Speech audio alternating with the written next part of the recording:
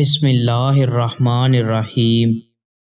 نبی کریم صلی اللہ علیہ وآلہ وسلم نے ارشاد فرمایا، اللہ تعالیٰ کے نزدیک قیامت کے دن سب سے زیادہ گندا اور غضب کا مستحق شخص وہ ہوگا جو شہنشاہ کہلاتا ہوگا، اللہ کے سوا اور کوئی بادشاہ نہیں ہے۔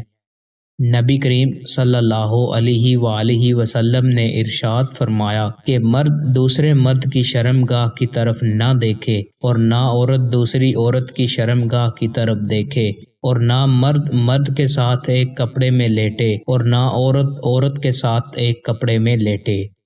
حضرت ابو ہریرہ رضی اللہ تعالی عنہ فرماتے ہیں کہ رسول اللہ صلی اللہ علیہ وآلہ وسلم جمعہ کے روز نماز فجر کی پہلی رکعت میں الف لام میم تنزیل اور دوسری رکعت میں هل اتی علی الانسان پڑھتے تھے۔